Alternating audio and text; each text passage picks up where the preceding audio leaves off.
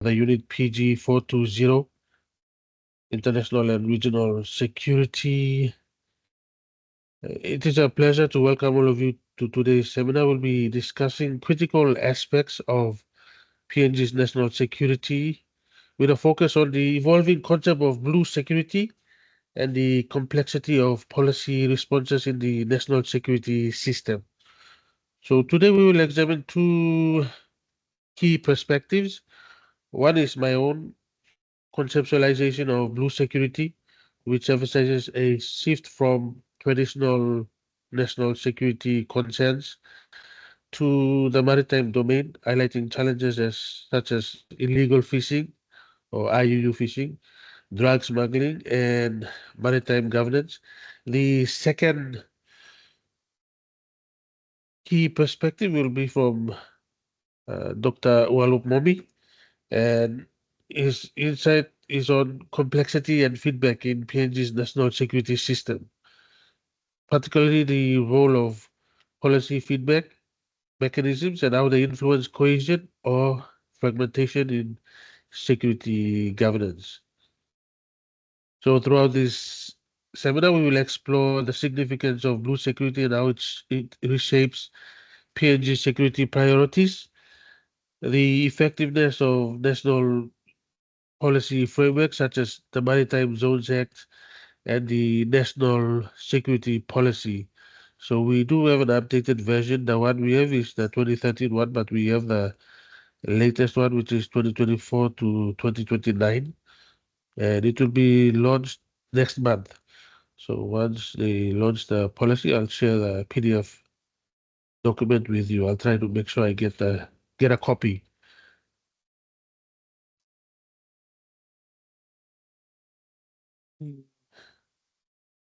Yeah, been addressing maritime security concerns and aligning with international legal standards.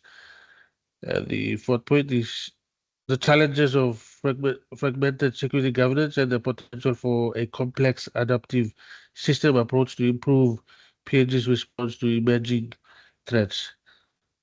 And the final point that we'll try to explore in this particular seminar is the role of regional partnerships, particularly with Australia, the United States, and other Pacific nations in enhancing domain awareness and enforcement. So I'm sure you've read what is happening currently in the Tasman Sea. China has fired live missiles. Huh? They're testing their missiles in the Tasman Sea, which is an international zone, international water. So it does not belong to New Zealand or Australia, but it's within, outside of the exclusive economic zones and territorial seas. So this type of challenges, how will we respond regionally with the assistance of Australia, New Zealand, and the US, or other Pacific um, nations who are part of the Pacific Islands Forum? All right. So without further delay, I'll stop here and I'll give this time to Modi to start off our discussion. The virtual microphone is yours, Modi.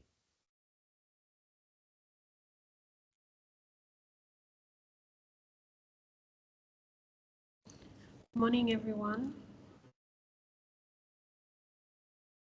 I'll be representing Group 6, so you can follow through with the question on the learning guide. I'll start. So the statement given was, Migura highlights the importance of regional partnership for improving PNG's blue security capabilities. What are the main challenges in fostering such cooperations, and how can partnerships with countries like Australia and the United States enhance maritime domain awareness and enforcement? So last week we discussed about the definition of security itself and how there is no fixed definition for this term, being influenced by many factors. This week's seminar is focused specifically on the sub-study of security known as blue security. That's for group 6. Blue security simply refers to a maritime security and covers perspectives on threats such as drug smuggling, illegal fishing, maritime boundary violations, transnational crimes, and threats to countries' exclusive economic zones or EEZs. So the first part of the question reads, What are the challenges in fostering regional cooperation? The main challenge for fostering cooperation with other countries still comes back to how security is defined by the state and its leaders and other important stakeholders in this matter. Third world Pacific island states are all facing similar challenges in terms of blue security and have other powerful nations like the US and Australia stepping in to help us. Even if they do step in to help us, these core countries do have their own interests in helping the island nations, which can be different to ours, all depending on their specific interpretation of what blue security means to them. Let's look at an example. In 2023, PNG and USA signed a Defense and Maritime Pact. PNG saw it in its best interest to protect its natural resources that were being exploited by shipping vessels from other nations. It was a threat to economic security. USA, on the other hand, signed it based on strategic maneuver. Although completely denied, USA was simply asserting dominance in the region, and this was around the time that China was heavily present in the Pacific. It goes back to different interests and priorities as well. Another obvious challenge in fostering regional cooperation is funds. Island nations are facing the need for assistance because of the lack of resources and funds. Yes, other countries may see an issue as a maritime security threat, but in order for them to intervene, it would cost them millions in funds. Let's be real, no country is willing to spend for free without being a beneficiary in some form, whether it be economically, politically, or strategically. Therefore, this causes countries to hesitate in terms of cooperation. Yugura 2024 mentions that one of the challenges is fragmented governance and coordination. In PNG and across the Pacific region, coordination sorry,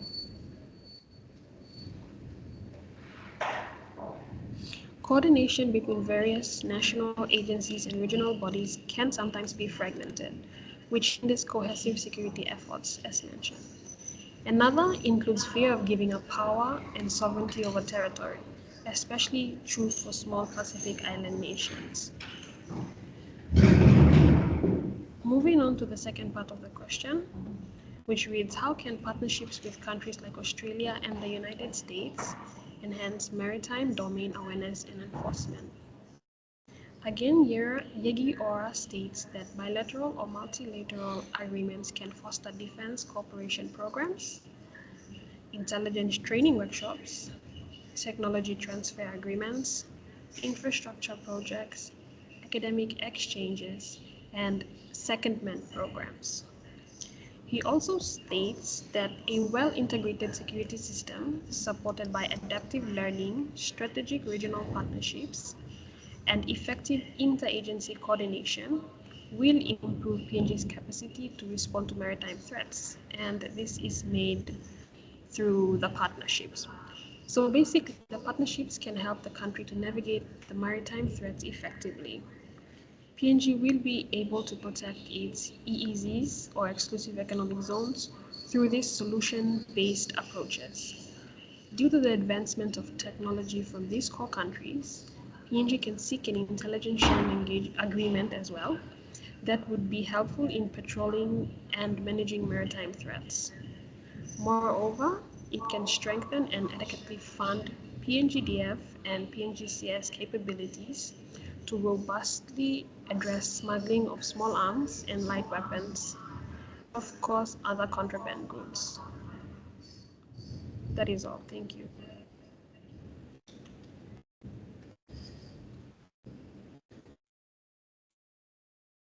Thank you, Group 6, and thank you, Modi.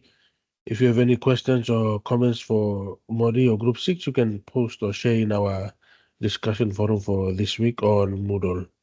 We'll move on to the next presenter, uh, Ms.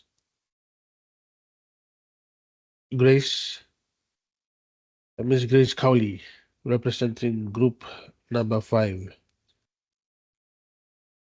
Ms. Grace, go ahead.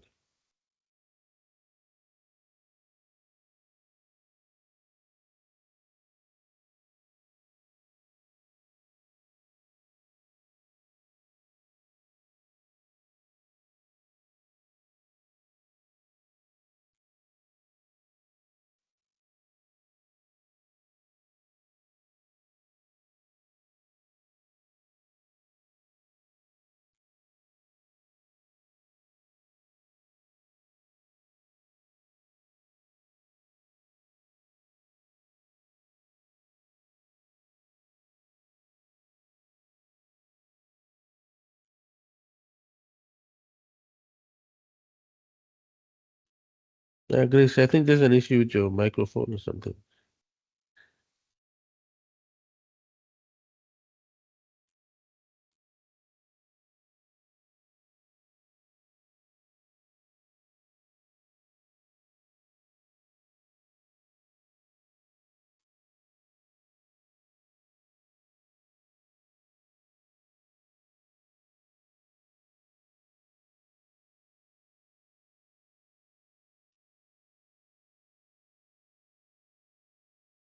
So while we wait for Grace, Modi has shared with us some interesting details derived from the reading.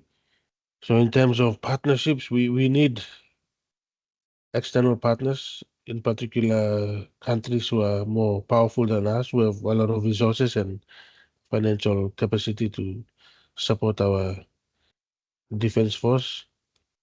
And I believe all of you have been reading lately about the defense treaty, the ongoing negotiations.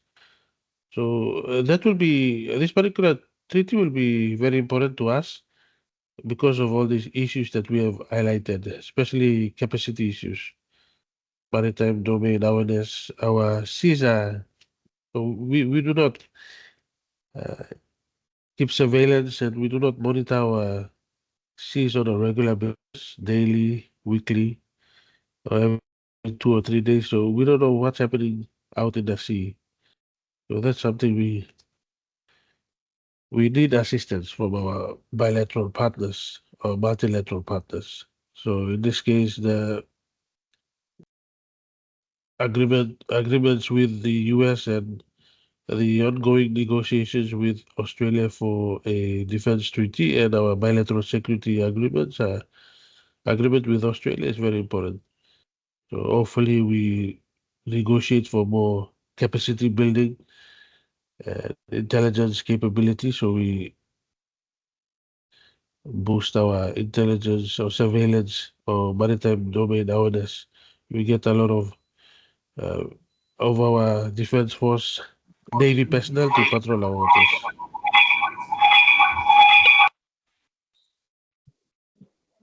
Grace is having issues with microphone. Uh, Grace, if you need time, I can move on to the next presenter and come back to you while you try to sort out the issue. Are you okay? Okay, good.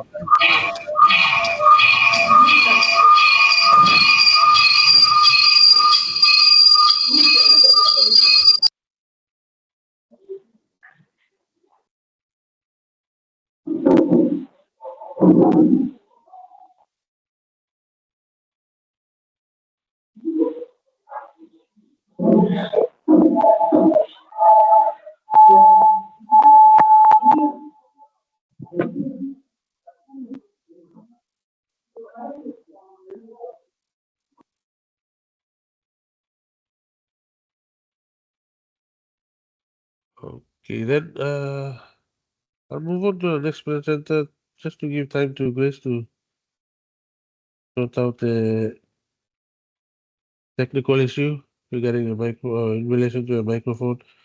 We move on to the next presenter, Miss Norbertina Vogel, representing Group 7. Norbertina,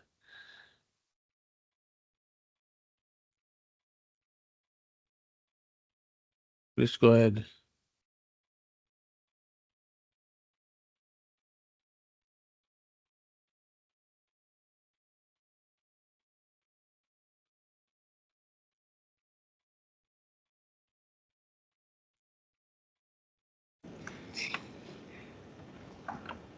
Can you guys hear me? Okay. So good morning, facilitator Mr. Yagura and everyone. I will be presenting on behalf of Group 7. Now our question reads, Yagura emphasizes the importance of regional partnerships in addressing PNG's blue security challenges, particularly in protecting its EEZ and enhancing maritime law enforcement.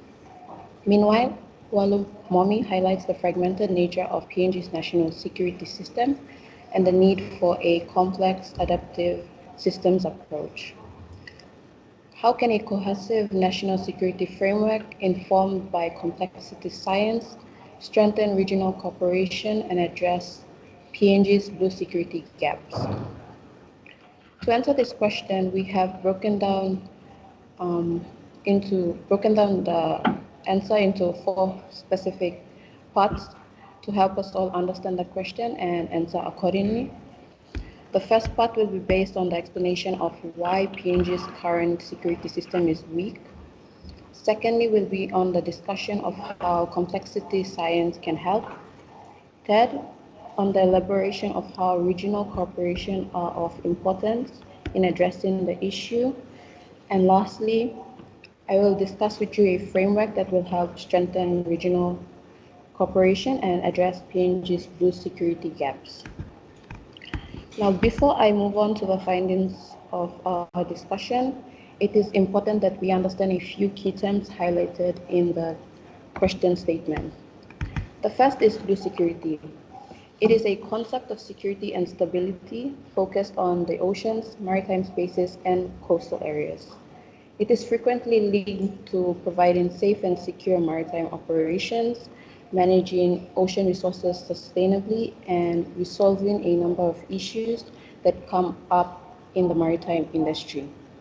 Secondly is exclusive economic zone, as defined under the 1982 UN Convention on the Law of the Seas.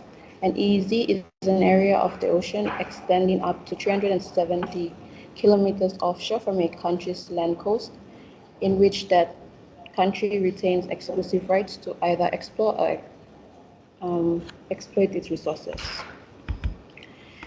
Third is complex adaptive systems approach. It is a way of understanding and analyzing systems that are made of many interconnected components that interact with each other in complex ways.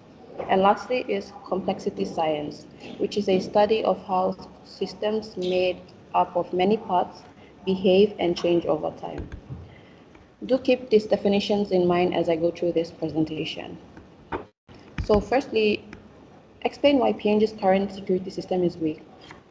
According to Yagura 2024, the national security policy is a comprehensive nationwide approach to national security that takes precedence over all sectoral policies.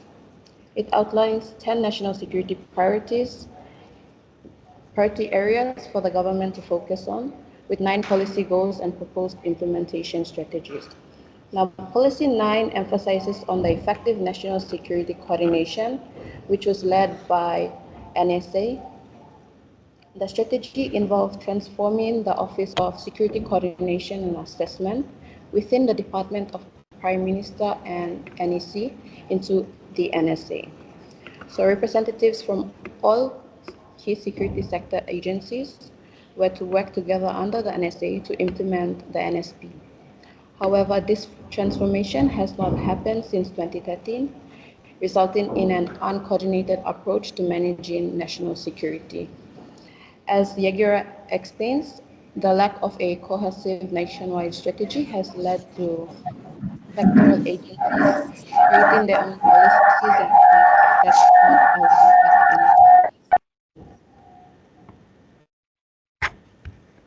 Okay. Secondly, on the discussion of how complexity science can help with the current PNG's weak security system, complexity science can help enhance PNG's maritime security by understanding the intricate relationship between factors such as illegal fishing, economic disparity, and environmental degradation. So this allows for support to be provided to create adaptive management strategies that evolve with changing conditions like climate change. For example, the Coral Triangle Initiative signed in 2009 by the 6 Coral Triangle governments and a group of development partners, according to the UN 2025. It demonstrates how understanding complex systems can contribute to sustainable maritime resource management. So by integrating complexity science, PNG can strengthen its maritime security, making it more resilient and sustainable while addressing both internal and external threats. Moving on to the importance of regional cooperation, it is crucial in addressing PNG's blue security challenges. Some examples of successful regional partnerships includes the US-PNG agreement on to counter illicit transnational maritime activity. This agreement has strengthened the capabilities of PNG's Defense Force, the NFA and Department of Transport Maritime Security Division, and PNG Customs Services to combat illegal, unreported, and unregulated fishing. The first joint patrol under this agreement resulted in 6 contact and observation reports on fishing vessels, with at least 1 vessel being fined for violating PNG's vessel monitoring system requirements. Now, moving on to the last point of discussion, a framework for enhancing blue security in PNG. The PNG government should implement comprehensive security framework to address its country's maritime security, which includes firstly investing in satellite technology to monitoring the EEZ and territorial waters. This is in regard of using drones for real-time monitoring and installing coastal radar systems to track vessels. Secondly is to strengthen the maritime laws and law enforcement that we have, increasing maritime patrols and establishing specialized units within the Royal PNG Constabulary. And lastly is to enhance its capacity through international training programs and seeking technical assistance. So the framework aims to address key national security priorities, areas through better surveillance, stronger laws, and strategic partnerships. So continuous review and adaptation are essential to address emerging threats and challenges to our waters. Thank you, and that's it from Group 7.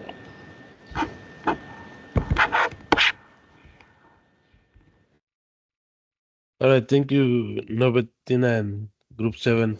If you have any questions or comments for the group, uh, you can ask them in the discussion forum. But she did mention some really interesting points. One in particular, she talked about satellite, the need for a satellite. I remember Rainbow Paita brought up the issue, talked about putting a PNG satellite, and everyone made fun of him on social media. But if you read the LPDP4 and if you look at what I've written and look at the importance of maritime domain awareness and surveillance, surveilling our sea or watching our territorial seas and EEZ, you'll see that having a satellite will really help us to monitor our ocean. And we lose millions and millions of kina every year, every day because of illegal fishing. So that's something for us to think about. Sorry, Grace, let's go back to you.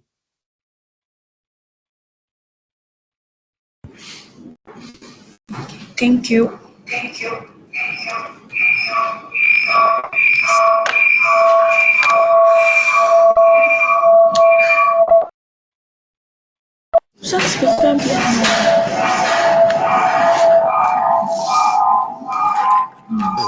Maybe those close to should mute the microphones.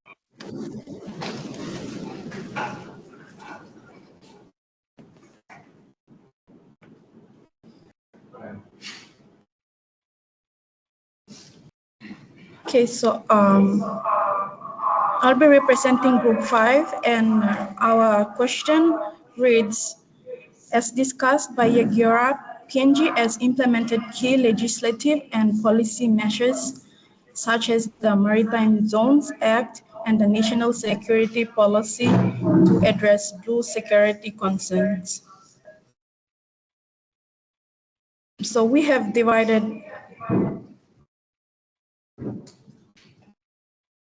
the questions into 2 questions, and the first question is, how effective are these frameworks in aligning with the international standards like UNCLOS?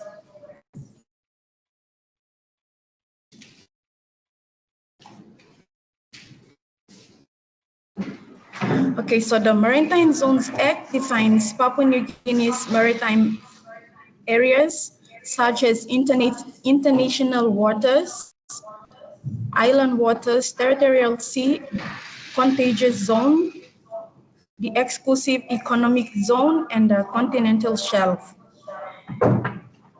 The exclusive economic zone extends up to 200 nautical miles from Papua New Guinea's coastline, granting special rights to explore and utilize oceans resources like fishing, oil, and gas.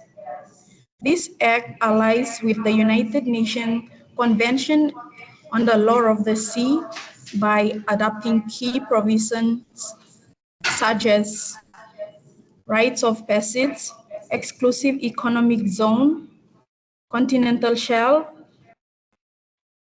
marine environment protection, internal waters, marine scientific research, contagious zones, and the marine cultural heritage.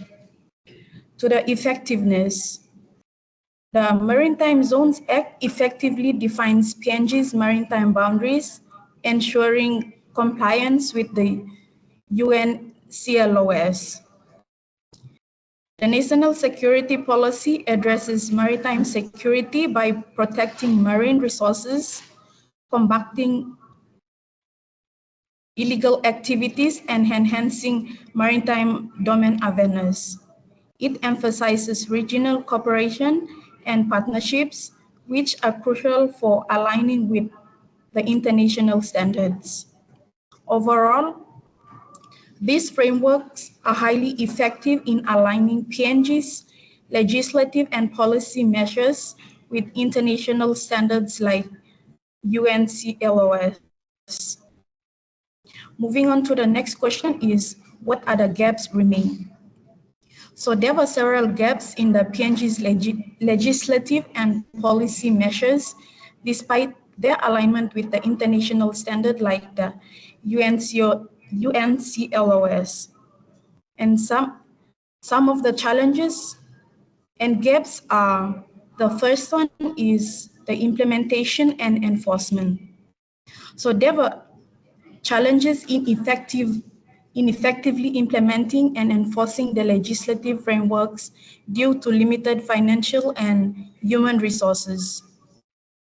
This affects PNG's ability to monitor and secure its vast maritime areas comprehensively. The second one is the technological advancement. The current technological infrastructure is insufficient for effective maritime domain awareness. There is a need for advanced surveillance technologies to improve monitoring and protection of PNG's maritime zones. And the last one is the academic advancement. Institutions like Divine Word University play a crucial role in advancing maritime research and education. Collaboration with academic institutions can foster better understanding and development of maritime policies.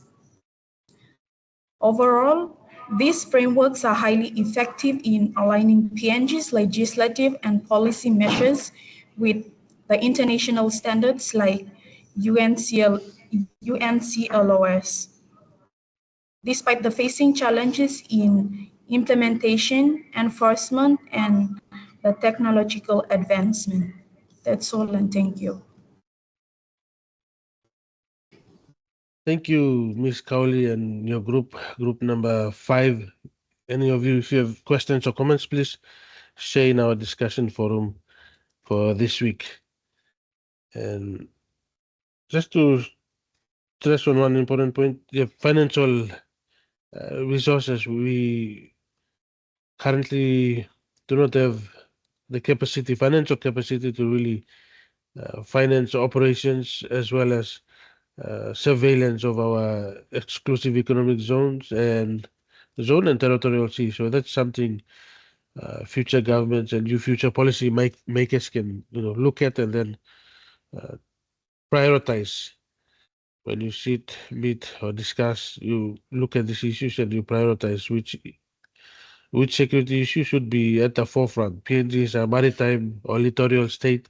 We are surrounded by sea, and how will we protect our sea from people who want to uh, conduct illicit activities?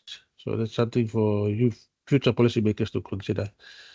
Let us move on to our second presenter. Sorry, not second, our fourth presenter, Ms. Solange Ovia, representing Group 2. Ms. Ovia, please go ahead.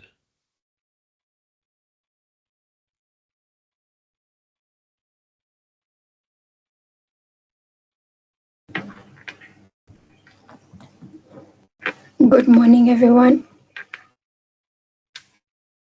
I am Solanjovia and I will be representing Group 2.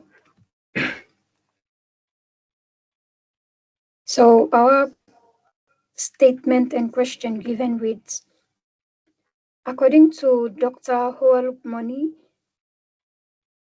both positive and negative feedback in policy reforms have influenced the self-organization of agents within the national security system. How can policymakers ensure that feedback mechanisms produce cohesive and effective outcomes instead of further fragmentation? Within the policy reforms, both positive and negative feedback can have the ability to impact agents within the national security system. Feedback mechanism can act as stimuli that can cause an agent to take action or change behavior, Brown 2019. Feedback in this case are the responses that occurs in terms of the action and or the changes in policy. An example of this would be the Bow Declaration on Regional Security, which was declared by the Pacific Islands Forum leaders in Nauru in 2018. Positive and negative feedbacks in policy reforms. According to Dr. Hoalupmoni, feedback represents the different domestic and external environments that influence policy reforms in shaping a state's national security. This feedback can be either positive, reinforcing stability and shaping a state's national security, stability and effectiveness, or negative, creating fragmentation or instability, depending on the state's governance and foreign policy approach. Self-organization of agents in national security. This refers to the way government security structures and political actors such as policymakers, IGOs like the UN, and the National Defense Body, which reacts to security threats without a central governing authority. This means that security decisions and policy responses emerge from interactions between multiple stakeholders rather than being dictated by a single entity. So Dr. Hoalupmoni suggests that policymakers are required to consider developing strategies. From the system perspective, Dr. Hoalupmoni utilizes the complexity science theory as a justification to his claims, describing PNG's national security as a complex system. This theory is a cross-disciplinary subject that encompasses elements of physical, biology, information science, and sociology. It is a theoretical concept to understanding national security. It refers to an interconnected and interdependent system that can self-organize, leading to unpredictable circumstances. So an example would be the COVID-19 era, This has caused a major complexity for the economy in PNG, which affected the societies and the national security policy due to poor regulation and strategies. However, PNG adapted to the new normal that changed the way of living and interaction. So in conclusion, in order to ensure feedback mechanism,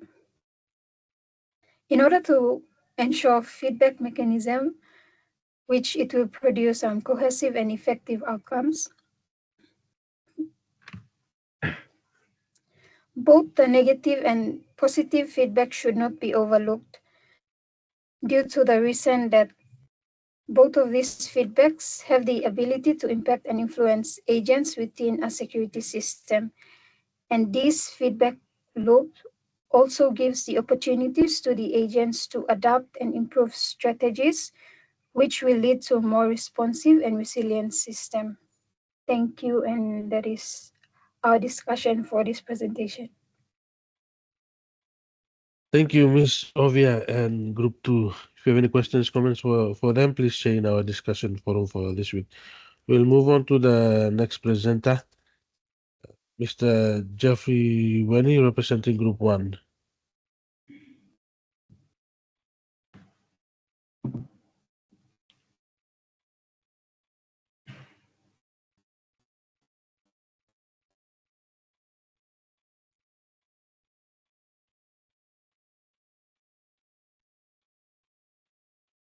So after Jeffrey, we'll have Jerome and Mr. Negins, and after Jerome, we'll conclude with Mr. Siba, Jonathan Siba.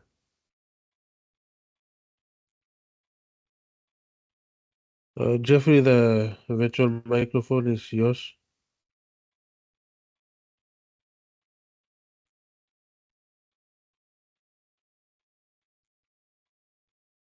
While waiting for Jeffrey to join us, Ms. Ovia talked about our complex system, as mentioned by Dr. Uwalup Momi. One other dynamic that adds to the complexity of our security system, is also the current operational environment. Many of our government departments and agencies, they operate in silos. They do not work together comprehensively or coherently to address security issues. This has been the case for a number of years. So what the Marape government has done now is to create a secretariat, National Security Agency Secretariat, as per the National Security Policy.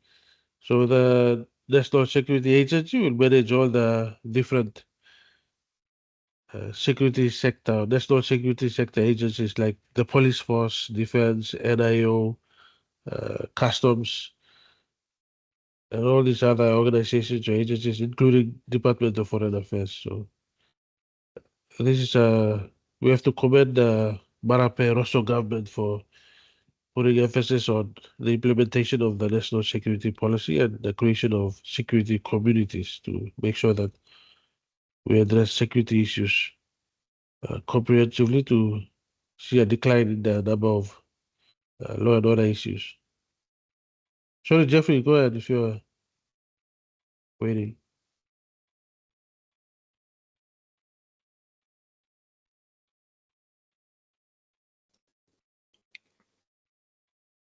Hello. Yes. So I have the difficulties with my microphone, so I use Joycelyn. Okay. I'll be representing Group 1. So our given statement and question, it reads, according to Yagura, the conceptualizing of blue security in PNG emphasizes a shift from traditional national security to those specifically related to maritime domain. And the question is, why is this perspective significant, and how does it address emerging challenges such as drug smuggling and illegal fishing in the Indo-Pacific? So as per our allocated statement and question, we are going to talk about the concept of blue security, its significance, and how it addresses the emerging challenges such as drug smuggling and illegal fishing in the Indo-Pacific. So blue security, according to All Told 2024, represent a comprehensive approach to maritime security that goes beyond traditional military concerns by emphasizing on non-traditional issues in the maritime domain. As according to IAGRA 2024, threats such as drug smuggling, illegal fishing, and maritime boundary violation. So the perspective for blue security is important or significant in a way that it gives attention to certain security issues under the maritime domain. Maritime security, as highlighted by IAGRA 2004, as no set universal definition. So it is, however, dependent on the perspective of political leaders, the policymakers, and academics with exceptional level of expertise in the national security. So traditionally, the concept of maritime security has been focused on the military aspect of security. So this perspective is important or significant as it goes beyond the idea of maritime security being focused on the military. It offers an all-encompassing approach to the maritime security. As highlighted by Ibra, the blue security was a security issue that was totally different from other national security issues. So it is also significant to government and different stakeholders because of the increase in blue crimes such as drug smuggling and illegal, unreported and unregulated fishing. Okay. How this perspective addresses emerging challenges such as drug smuggling and illegal fishing in the Pacific. So the blue security perspective integrates a different dimension at different levels. It includes the national and the international as well as the environmental aspect to address challenges. So blue security in the Indo-Pacific takes a comprehensive approach to maritime security, addressing a wide range of challenges such as drug smuggling, illegal fishing, and other blue crimes. So by accepting or adopting such framework, the state government can produce or put forward strategies that will strive to address emerging issues in the Indo-Pacific. For example, according to IAGRA 2024, it points out that the PNC government has set necessary legislation that will assist the government in managing of the maritime domain. So it further elaborates that with the creation and amendments of certain legislation related to addressing maritime issues, the government has shown how effective the legislation can be and the government's progressive thinking about blue security legislations and how they can aid in addressing emerging maritime issues such as drug smuggling and illegal fishing. So with the increased action and decisions of amending and creating legislation relating to the maritime domain, it can be improved and enhanced monitoring strategies. So there will be a boundary set and limitation imposed on other states which can contribute to the management of marine resources. So PNC, however, is a developing state and will still need assistance from other friends to address maritime issues. So there are issues that the country may have the capacity to address alone, and there are other issues that require assistance in terms of technology. It will seek assistance from bilateral and multilateral partners. To conclude, what was common threats in the region, it will require countries to work together by establishing bilateral and multilateral relations, and also with the formation of regional security laws, regulation, and policy. As we pave the way for countries to share resources and intelligence to counter these non-traditional threats. So it is through collective effort these emerging threats of drug smuggling and illegal fishing will be addressed. Thank you. Thank you, Mr. Weni and Group 1. If you have any questions or comments for them, please share in our discussion forum for this week. We will now move on to Jerome. Jerome is ready to go, so we'll hand over the virtual microphone to Jerome.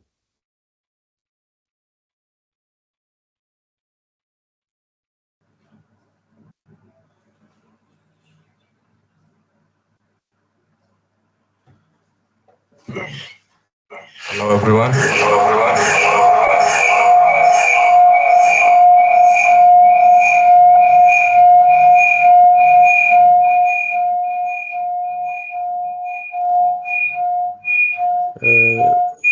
Feedback. Make sure those who are next to you mute their microphones.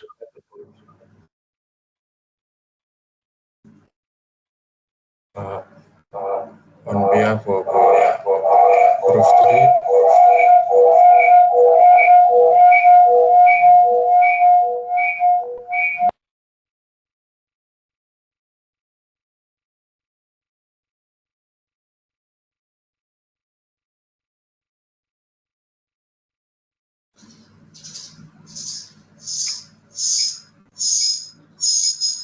on behalf of Group 3, I'll be doing our presentation today.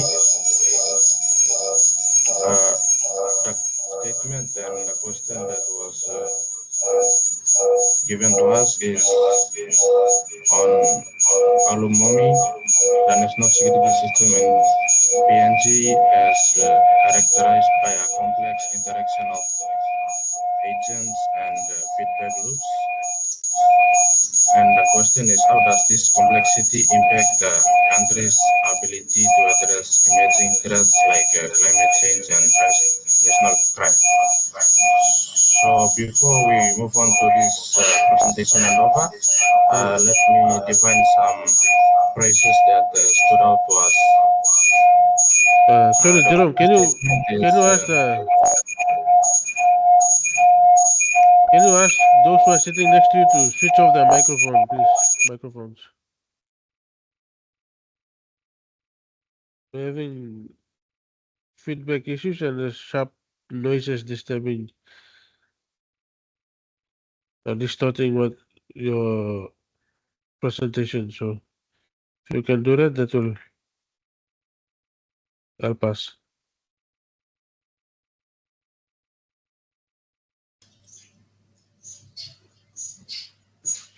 So before we Thank move you. on to my presentation,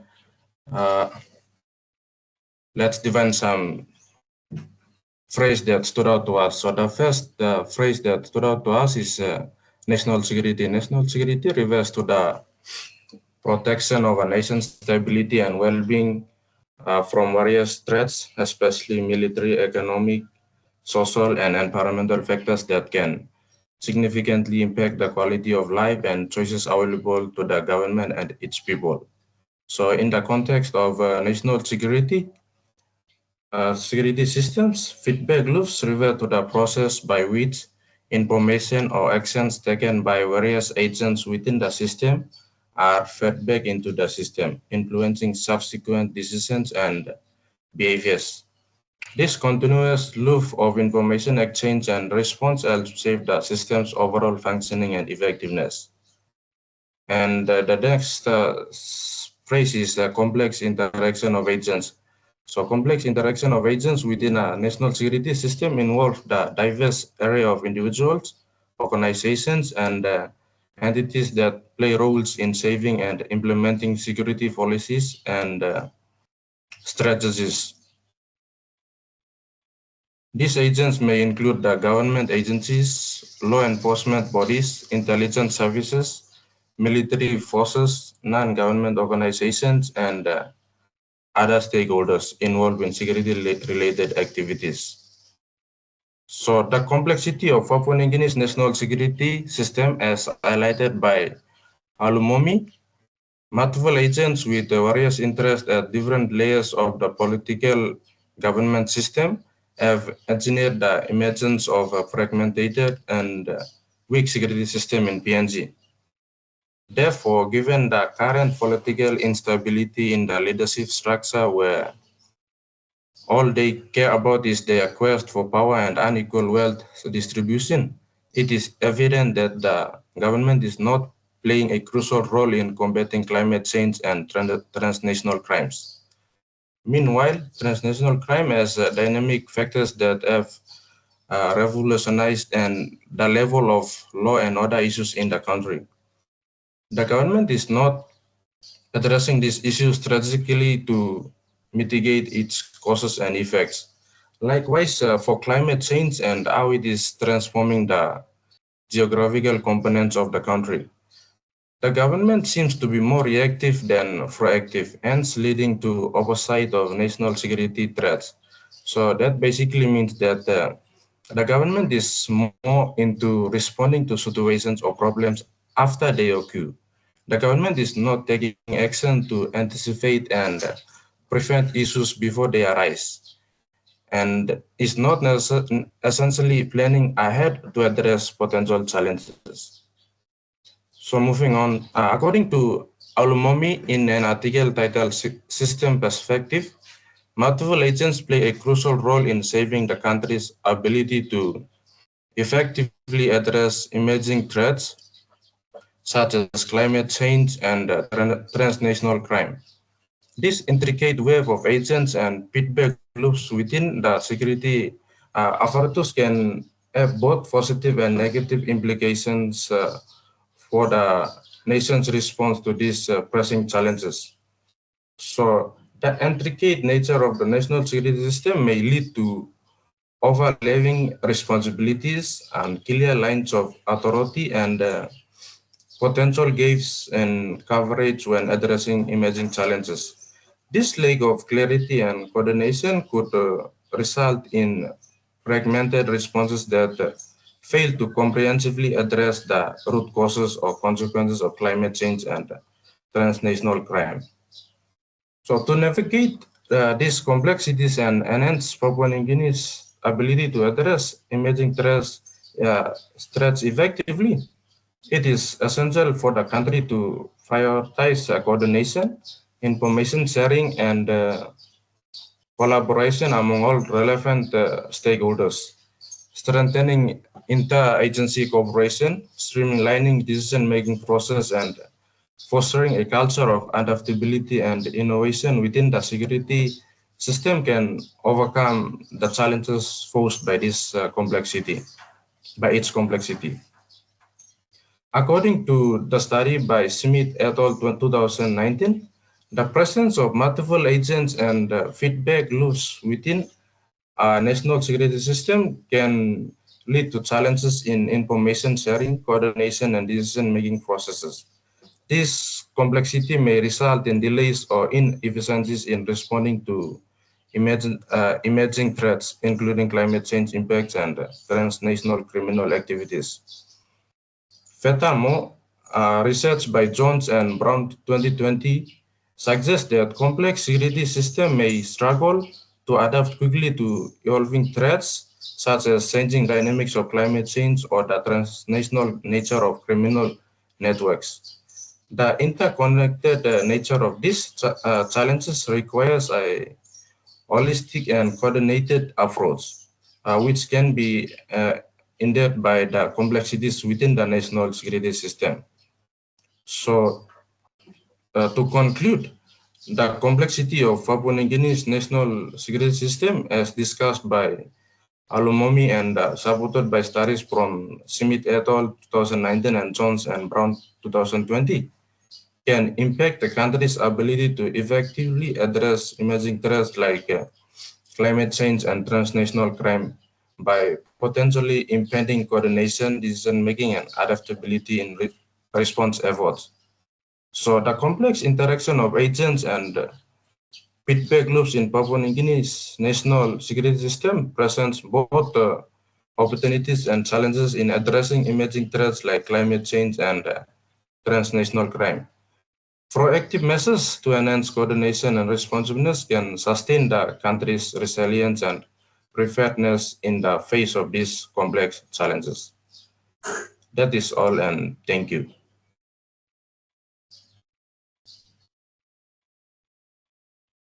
All right, thank you, Mr. Nagins and group number 3. So once again, if you have any questions or comments for them, you can share in our discussion forum for this week. One important point to note is proactive versus reactive.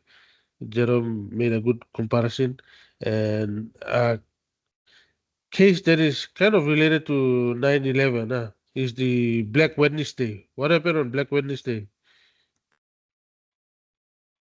The police stopped providing security, and there was chaos in Mosby. And this shows the weakness of our security system, defense intelligence, NIO, and police intelligence. They were not able to monitor and keep surveillance and predict that this will happen and put in place a strategy to address the issue. And we saw this breakdown in law and order, and all the shops were looted. And for a brief period, we had no police to as a form of security or protecting the country assets and all other businesses. So that's a case study that maybe some of you might want to study further, have a look and see how it has affected our security situation since last year. All right, we'll conclude with Mr. Siba, Jonathan Siba, representing Group 4.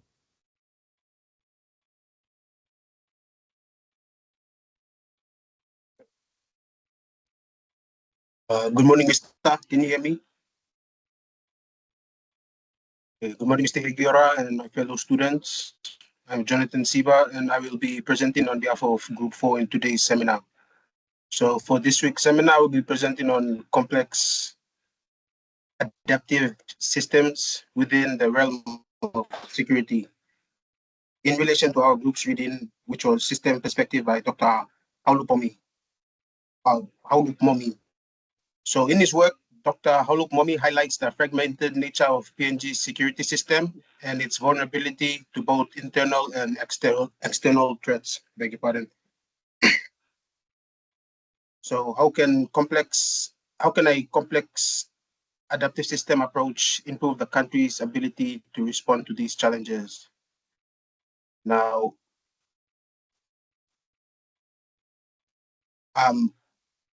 before I begin, I would like to share with you, our question was, how can adopting a complex adaptive systems approach improve the country's ability to respond to these challenges?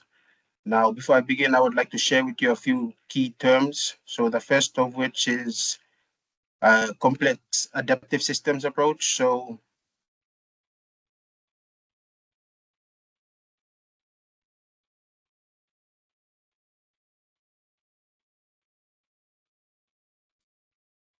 Mr. Can I just start from the beginning? I had a, so Yeah, please go good ahead. morning. Good morning, everyone, once again. So I'll be presenting on behalf of Group.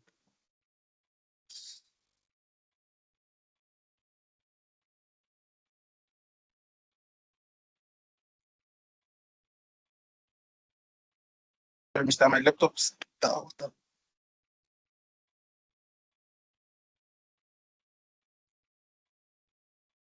Jonathan is experiencing technical issues.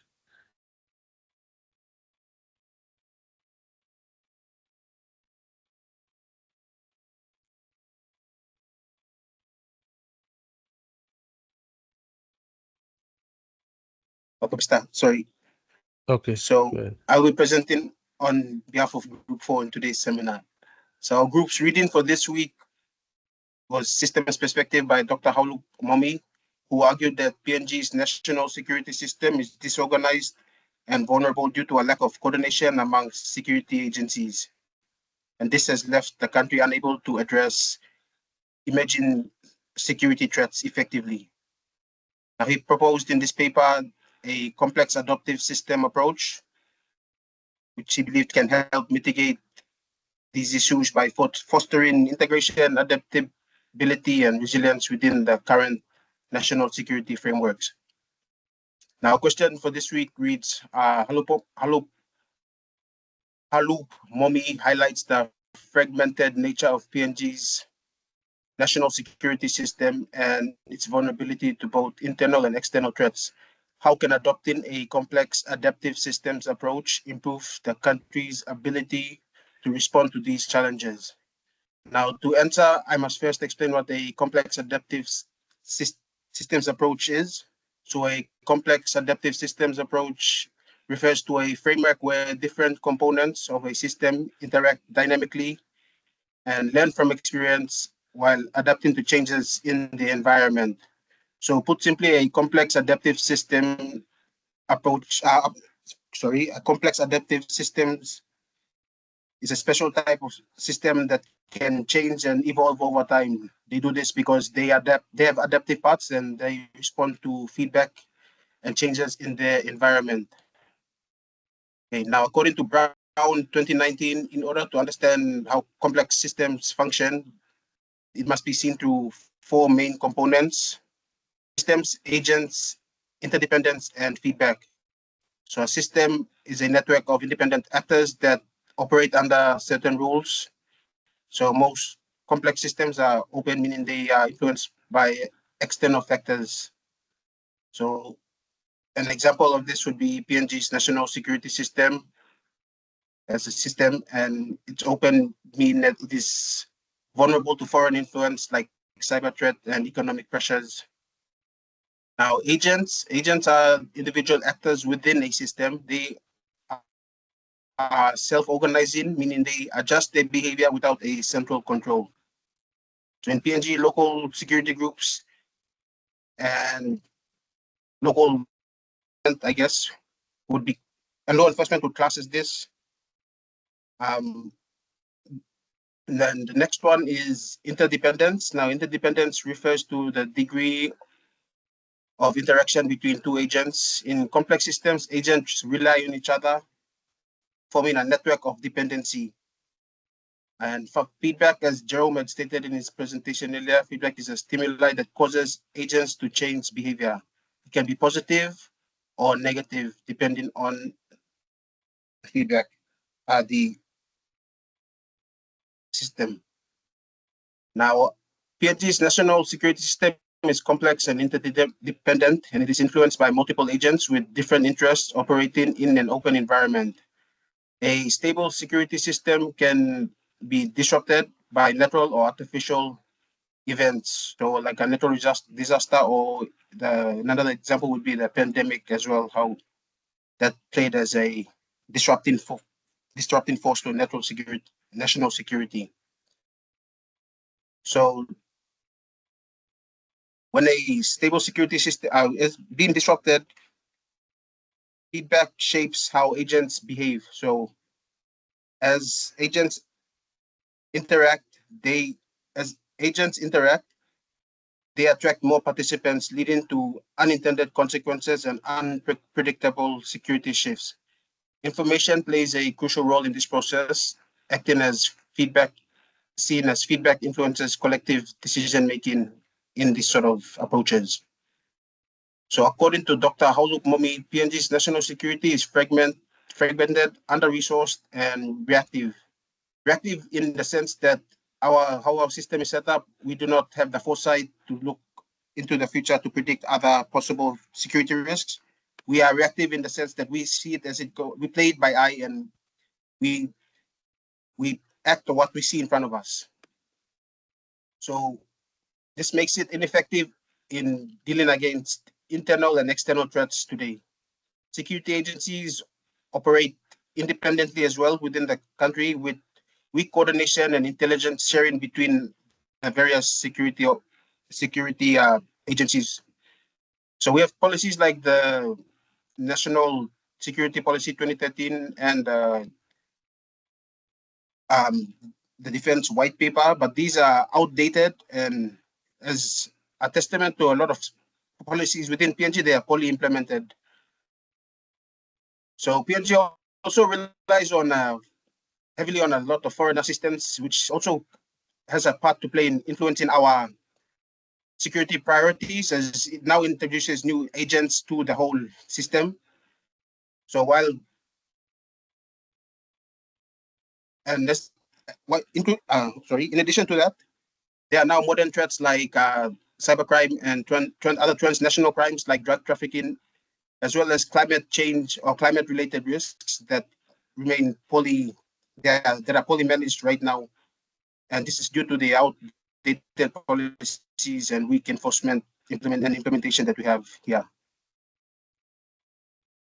So I'll probably list 5 areas of fragmentation within our security policy, which is One was a lack of coordination between security agencies. The other was weak policy implementation and institutional gaps. Then he also had a over-reliance and inability to address emerging threats, as well as political interference and corruption.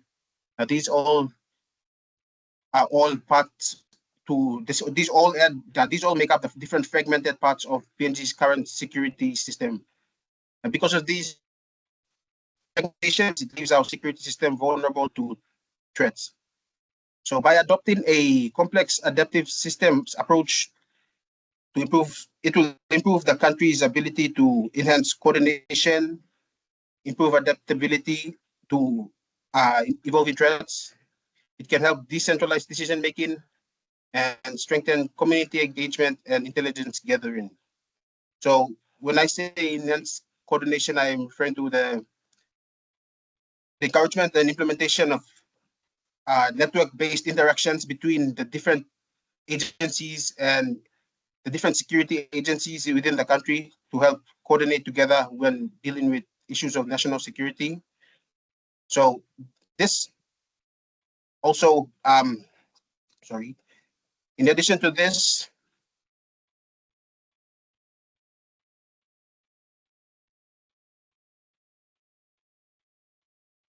sorry. So I see as a a complex adaptive systems approach would transform the security government by encouraging self-organization as security agencies and private sectors are empowered independently while coordinating with others.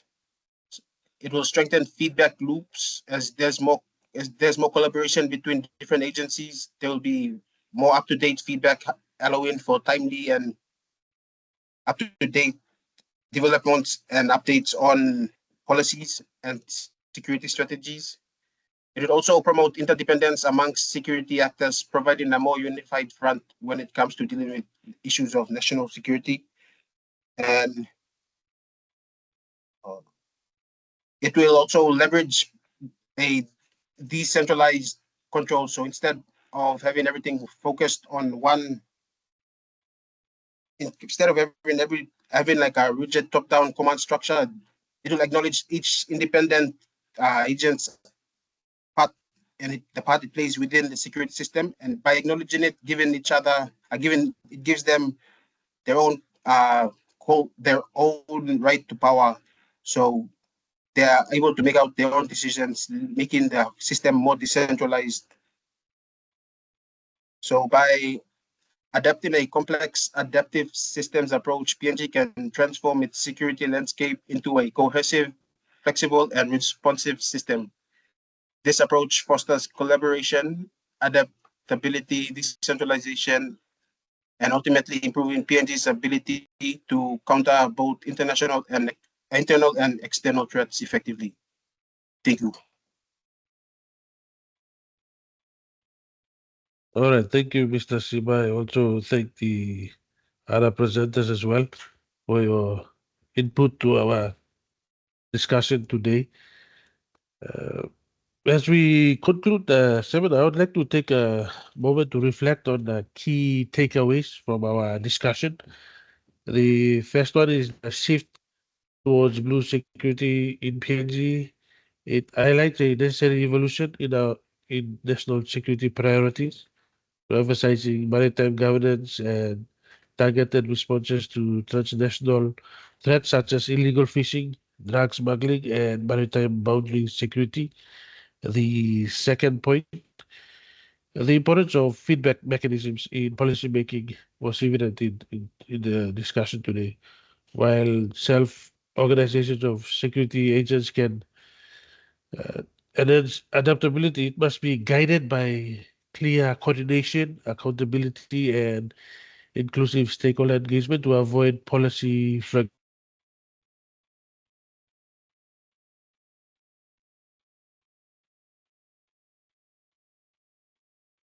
into PNG security system, suggesting that an adaptive, decentralized approach can strengthened resilience, but must be supported by strong institutional coordination and strategic oversight. So, what we've discussed today is what Dr. Uwalukmobi and myself have put forward, but you can consult other scholars. I, I think there's not a lot of security experts or scholars in PNG, so that is a challenge for all of us to take note. The second last point to note is legislative frameworks like the Maritime Zones Act and national security policy are vital steps forward, but gaps remain in enforcement, operational capacity, and regional integration. So the national security policy is supposed to be the overarching, the big mama policy in the national security sector. So then you'll have the other cascading policies. NIO, the policy defense white paper should cascade from the national, should be derived from the national security policy and customs, and Department of Foreign Affairs, uh, a blue security strategy if we do in the future put one in place. So all these other security policies should be cascading from the national security policy, or the NSP should be the main policy guiding the national security sector. And the final point, regional partnerships remain essential, as we have seen. Cooperation with Australia and the US and regional security actors can enhance our maritime domain awareness, law enforcement, and policy implementation as well. We need to work with our external partners to help us uh, implement our policies. But it requires a cohesive national security strategy to maximize benefits. So moving forward, PNG's security institutions must embrace adaptive strategies, strengthen multilateral stakeholder coordination, and actively engage in regional cooperation to address the complex and evolving security landscape. So with that, I thank you all for your engagement and insightful contributions to today's discussion. And I look forward to continuing this important conversation in future seminars. And don't forget to share your comments and your questions in our discussion forum for this week on Moodle in the unit webpage. It will close on Sunday. So that's all. You all have a great day, and we'll meet again on Friday for our guest lecture.